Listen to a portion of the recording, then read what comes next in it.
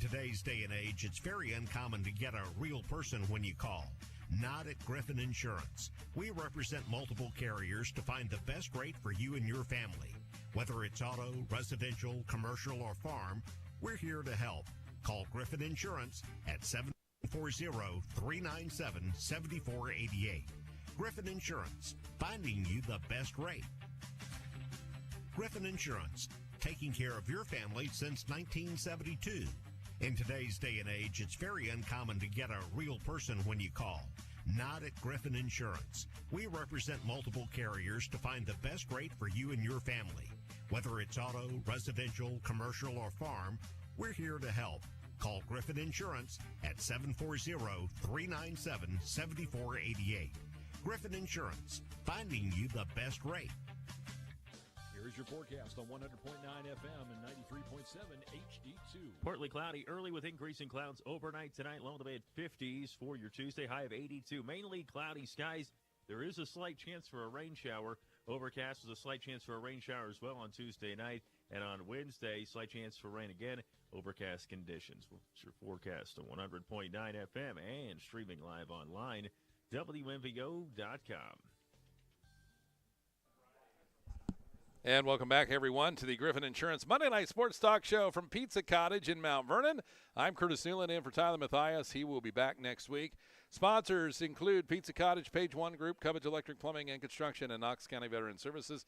It is a Yellow Jacket night here at the Pizza Cottage. And with me, I have Coach Mark Weber from the Mount Vernon Yellow Jackets. And we've got with us Hayden Higgins here in the middle and Jake Taylor on the end. Thanks to you guys for coming out tonight. And Coach, kind of a tough start this last couple of games, but I think we know that you're kind of in a rebuilding set right here. Talk a little bit about that, now that we're going into week 4. Yeah, we're definitely rebuilding the program from the ground up, and we've just challenged the guys to do things right. So clean locker room, come into practice prepared with the right shoes and the right cleats and the right everything, just doing things right. So we're kind of not measuring things on wins and losses, but measuring things on a smaller scale.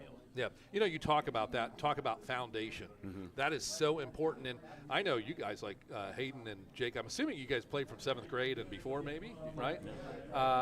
They've had a coach change every couple of years. Right. And so you haven't had a consistent system. So it really is a start from the ground up, and the foundations are important. Right, yeah, and that's what we're doing now. So we're not really focused on the wins and losses, focused on getting better every day and doing things right, like being – really it's kind of cliche, but being good people as we do it. So I feel like there was this, cloud of, okay, if you don't win, no one's going to be happy and no one's going to be nice to each other. And we're just, okay, whatever happens, let's look at where we – because in a lot of these games it's been the difference of 8 plays, and on those 8 plays they're scoring. So it looks like, 40 to whatever. But if you take those 8 plays away, we played good defense for 60% of the time. So that happens when you're rebuilding a program. When it's good, it looks pretty good, but when it's bad, touchdown. We did a couple of those games. I actually did a couple of those games, and I remember the one, I forget, I think it was Newark. You guys came out in the 3rd quarter, and all of a sudden, man, you're right down the field. I think it was 17-14. And you get the score, and then I think you had some penalties that knocked you back and so forth in that game. But talk about the field. Where have you seen the improvements? Let's start with the offense. Have you seen improvements on the offense from day one? Penalties. So last game, we only had 2 penalties the entire game on all offense, defense, special teams. So penalties is huge. I think if you're building a program, starting a program, to tell the guys, if you beat yourself with penalties, you will lose. So that was a culture shift because they're like, man, some games we had 14 penalties. I'm like, no, that's got to go. Well, and from an observer standpoint, I know from calling games over the years, I mean, you can quickly look at penalties, turnovers, silly stuff like that, and it does mean a difference. It gets you out of your game or whatever the case is. And so we're getting the penalties fixed. The turnovers have been an ongoing thing. One game it was a punt. The next game it was interceptions. The next game it was fumbles. So we're hoping it's just kind of went down the gamut, right? Went down the line. And we're filling each bucket, and we're clogging each hole in each bucket, and hopefully we get this thing figured out. Let's talk about defense for a second. We talked about offense there. Defense, where have you seen improvements from our guys like tackling and wanting to hit really hard. Like Johnstown is super physical, and I knew that system was really hard. I've been around the game. Just with the tight end and a guard right next to each other, and then the other side's overloaded. It's hard for your D-line to recognize where that is. Our guys were willing to stick their nose right in there. And like I said, it was 3rd and 3, 4th and 1, like 12 times. What's the difference in the game? Right. On those 12, they got like 8 for 12. Yeah. And if you get them off the field, that game's totally different. And on some of those, they passed on like 3rd and 3 touchdown. Because our guys could have swore it was a run, right? Right. Got out of man coverage, like they were in man coverage, but didn't do their job. Touchdown. So now we're going back and we're making sure the guys understand, okay, we can learn this stuff. It takes accountability. They have to be mad about their performance as far as I got to be accountable. But also don't let the past ruin your future. Right. Like we're going to get this fixed. Yes. It's growth mindset, exactly. Hayden, let's talk about you. Tell everybody what position you play on both sides of the ball. So I'm a corner for defense. Then I play special teams. Then I've been running tailback, and I just started running some more H on offense. Okay, talk about your experience and how you feel. You heard the coach talk about things like that. How do you feel with your game offensively, and how you've improved and how you can get better? So with the experience I've had, I've just from working through the summer with him, he's changed the program completely. People are buying into what we're doing, and we're getting more and more kids to buy in, and we're starting to play more as a team than when I was a junior. And how is that? Why is that? What's his personality bring to the table that you can buy in like that? So everybody's getting involved. Like all the parents are involved, all the youth is involved. We're keeping everybody involved in the program. Unlike where last year it was just the high school team. No one else was involved, no parents were involved, and it was just the football team. Okay, Jake down there on the end, our quarterback, and the Pizza Cottage player of the game from last week. At quarterback, you kind of are just like a catcher in baseball. You're kind of at the helm there. What's your feelings about the team from week 1 to now?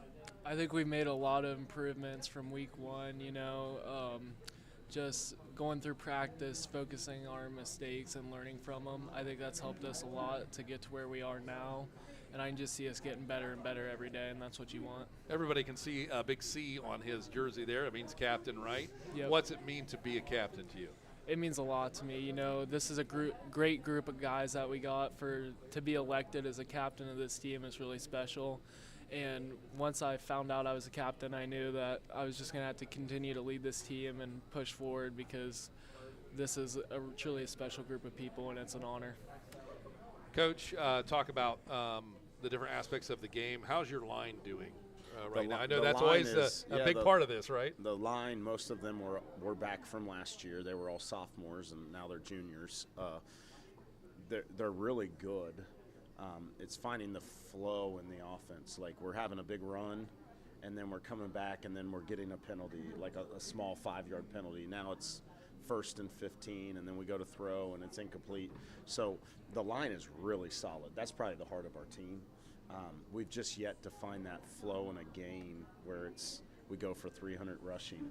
I've lived those games, I've coached those games, but they have the ability. It's the matter of the right play selection from coaching to actually, once we do that, no false starts or nothing that's going to mess with the flow of the game. That's been the biggest thing. The flow's been off. How do you balance between barking at a player? Because everybody gets motivated differently, right? Barking at a player to maybe a little more mentoring or coaching. Right. How do you balance between all of that? You have to know the player for sure. In the heat of the battle, they know that they're going to have to just toughen up and take it sometimes. So if you know your player, if you know when the right time is very important. And then just kind of be honest. Our guys really appreciate honesty. They take it really well. They look you in the eye and they go, yeah, you're right. I think maybe in the past or culturally they've shied away from the hard, honest stuff. Tough love, if you want to call it that or whatever. So that's the way we're growing, and that's the way we're going to have to go through this. Now, Jake, you were down there nodding your head when the coach was talking about that. Describe that from your point of view.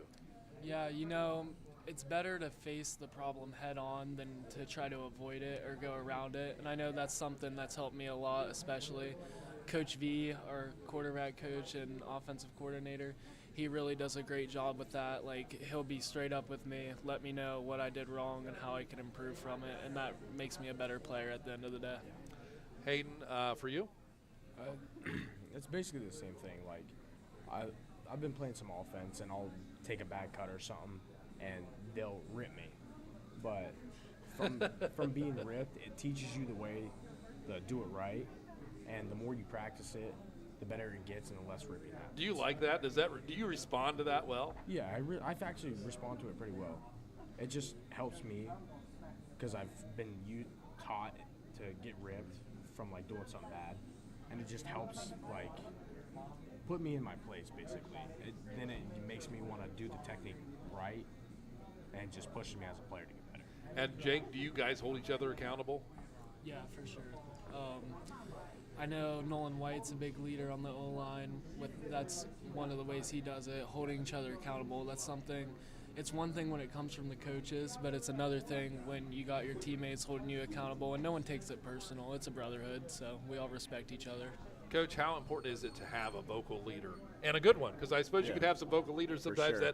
that aren't doing their job, right? And we've kind of let them out of their shell on that, and they need to do a better job of it, really, quite frankly. But they're like, whoa, we have ownership in this now. And we tell them, like, you need to get on guys, but do it in a positive way, too, though. So we always say, let the coaches coach, let the coaches be hard. You have to look at your guy next to you and be like, I got you. I need you to fix this. Let the coaches kind of be the bad cop. Let the players are good cop. They need to motivate. And coaches motivate, too, but the coaches need to be the real ones, the teachers, the mentors. And these guys have done such a good job of embracing it and change. They're going to be the first group that really gets this change, regardless of record. So it'll be good. Johnstown, no doubt, a formidable team. Oh, Mike yeah. Carter, I think he's still up there, right? And then you got Heath, I think, coming next week. Right. How do you think you're going to match up with the Bulldogs? Oh, the Bulldogs, how long has Coach Ward been there? 9 years, 8 years? We're running through these games where all these coaches have kind of been there steady, and they have their system in place, and they have their fundamental defense. So, like they know the defense like the back of their hand. They know their offense like the back of their hand. So I think they're going to be very well coached up. They have a ton of continuity. I do know that he has quite a few new starters from a year ago, but their rock in the backfield, Corbett, I believe is Connor Corbett. He is just a fun player to watch. Physical, fast, When you look at your team and you're going against Heath, and what things do you feel like you need to dial in going into this week? Everything. So let's just Where do you start? Where do you start then? Smile. Block, tackle, control the turnovers. I can't say no turnovers because we've yet to do that. So let's just say control the turnovers. Cause turnovers. We're starting, like I said, from scratch. So we're real with the guys. Like, that was bad, huh? And they're like, yeah, that was bad. You have a vision, I know, right. I can tell, and you have a game plan, and I think is it true to say he has a plan for everything? Yeah, both say yes. So you have a vision for this team the end of this year, next year, right. The year after that. Can you kind of let people in on that? What's your overall vision? And what are those milestones you hope to accomplish in a couple of years? It's not like result driven. Basically, right now we're linking up the youth league, the middle school, and the high school. We've got them pretty much linked up. So most of the wins right now are like the youth league is doing really well in the LCL, and then the middle school 7th grade is 3-0, 8th grade is 2-1 against LCL opponents. So they're really the lower part is really so the wave's coming, right. So my vision is that these guys change the culture of how we do things. I don't know what the record will be. Don't really care, to be honest. They might, but me, I know how this needs to be built. So they change the attitudes and the behaviors, and they can control if they do a penalty or not, or unsportsmanlike. So that needs to go. The old needs to go. And then I think what you'll see is these groups coming up through that are winning, they start the trend. And they continue to win year after year based off of these guys' attitudes and effort. Like, if these guys are lazy, the future classes might try to be lazy. Right. Let's talk about that for a second. Hayden, you're a senior this year? Yes. What do you want your legacy to be at the end of this year? Basically, I just want to show the youth that, like last year, if people watched and there was just a bunch of them that just quit after the second quarter when we were losing. This year, every guy is focused on the game, fighting through all the way through. No matter the score, we're all still pushing through to finish the game and try to get back up there. Great. If you guys could hold your mics just a little bit closer, that'd be great. Jake, talk about the legacy that you would like to leave at the end of the year. I think when it's all said and done for me, I want to be a great captain, a great leader. I want the youth to be able to look up to me as someone good, and I want to be able to be there for my guys, like my juniors, my seniors that I've grown up with. They know they can all come to me about anything, and yeah. Coach, I've talked to a lot of coaches over the years, and a lot of the older coaches that have been retired that I've done games with, broadcasts with, and stuff. Sure. They're always saying, somebody's got to be in the hallways talking to these kids that aren't playing. Right. Is that a case for Mount Vernon where there are a lot of kids in the hallways that, man, you look at their physique and everything, you're like, they need to be on our team? Has that happened? Yeah, that's definitely happening. The caveat to that is, are you willing to do what we expect? We're about quality, not quantity. So, yes, I think the numbers will grow organically, but if you think we're just out there looking for a player, like, hey, do you want to play? Do you want to play? That wouldn't be fair to these guys, right? Now, if you want to play, here's what you got to do, A, B, C, and D. If you can do those, let's go. We want to make sure the brand is really strong as far as you want to build a quality program for a long time, not just a short time. Quality is way more important than quantity. You can have 70 guys that aren't doing things right and not be very good. Well, and typically when you start winning and things like that, that kind of controls itself. Correct. People more and more want to come out and be a part of it. We need to be very cautious of just numbers, and we need to have high-quality young men. That's the big overarching part of our program is, did you leave here a high-quality young man? Talk about your senior class. How many do you have, and how are they doing in that front? There's about 13 of them. 13 of them. They're high-quality guys. Basically, you're not going to make it if you're not. So, like, if you have character issues, if you have effort issues, we're pretty much going to part ways. Like, it doesn't work within the confines of our culture.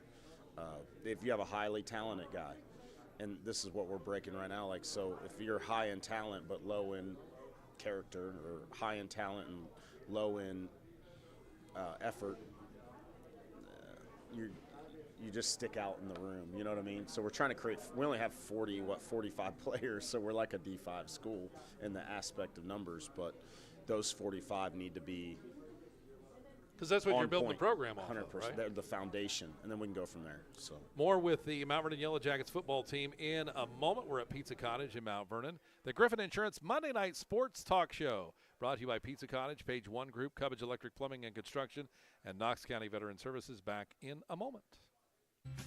Griffin Insurance, taking care of your family since 1972. In today's day and age, it's very uncommon to get a real person when you call. Not at Griffin Insurance. We represent multiple carriers to find the best rate for you and your family. Whether it's auto, residential, commercial, or farm, we're here to help. Call Griffin Insurance at 740-397-7488. Griffin Insurance, finding you the best rate. Time and Temperature is brought to you by Knox County Veteran Services, located at 105 East Chestnut Street, Mount Vernon. Stop in and see us today. Griffin Insurance, taking care of your family since 1972. In today's day and age, it's very uncommon to get a real person when you call. Not at Griffin Insurance. We represent multiple carriers to find the best rate for you and your family. Whether it's auto, residential, commercial, or farm, we're here to help. Call Griffin Insurance at 740-397-7488. Griffin Insurance, finding you the best rate. Pizza Cottage in Mount Vernon is one of 11 pizza cottages in Ohio. They are among the nation's best performing pizzerias and ranked in Pizza Today. The finest ingredients is used daily. Treat your customers and employees like family and always give back to the community. Offering not only takeout but also dine-in and full bar. Book your group parties today. Find Pizza Cottage on Facebook or go to pizza-cottage.com to begin your journey of tastes. Page One Group in beautiful Mount Vernon has your best interest in mind when it comes to you and your printing needs. Whether it's printing, design, laser engraving, or sublimation, there isn't a texture we can't print on. Promotional products are how you keep people coming back. That's where we come in. Your business is our business. Page One Group, open Monday through Friday, 9 to 5. Call 740-397-4240 and visit pageonegroup.net. Your sinks are backed up, the electric in your master bedroom needs rewired, and now the wife is asking for a new addition. It's time to get in touch with Cubbage Electric, Plumbing, and Now Construction. Give Brian and his team a call at 740-627-8004. They can fix your electrical and plumbing needs and give your bathroom and kitchen a remodel. Cubbage Electric, Plumbing, and Construction is a proud sponsor for all the local high school teams. Enjoy the season. Cubbage Electric, Plumbing, and Construction. 740-627-8004. And welcome back to the Griffin Insurance Monday Night Sports Talk Show here on WMVO Sports. We're at the Pizza Cottage in Mount Vernon. Also brought to you by Page One Group, Cubbage Electric Plumbing and Construction, and Knox County Veteran Services. And we thank you for joining us tonight. Not only are we on the radio at 100.9 FM, 93.7 HD2, we're also streaming live on Facebook and live on YouTube. So thanks for joining us here tonight. And let's talk a little bit to our senior players here. Hunter, what is it that you're planning on doing after school? After school, I'm planning on going to college. I've been recently taking college classes in high school to get my associate's degree in business management. Oh, great. Okay. Then I'm planning on hoping to double degree in college to get a bachelor's in civil engineering and to finish my bachelor's in business management. That's fantastic. We're all going to want to know you after you get done with that. You know, don't forget us little people. Exactly. Jake Taylor, what about you? I'm committed to Wheeling University. I'm going to wrestle there and work on my business degree. We're in the same College U program at the Career Center. So I graduate with the associate's degree in business management. So I'm going to build off of that and wrestle a little bit. Has football, and I know you're in wrestling and other things too, but has football changed you as a person from the time you started to now?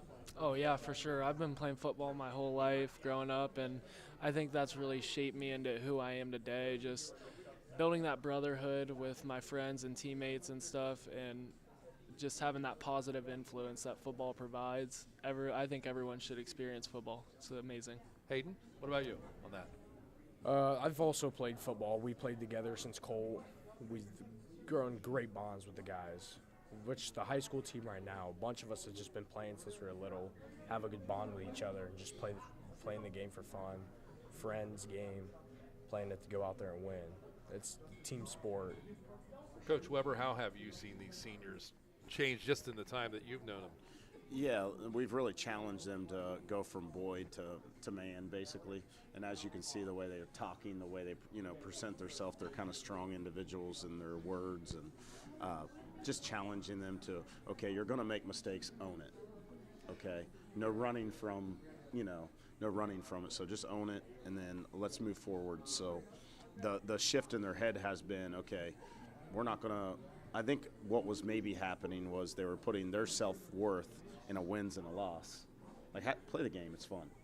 Okay, and then maybe as the tide turns, we'll start to win. Right. But if you're so fixated on winning, a lot of times you don't win when all you fixate is winning.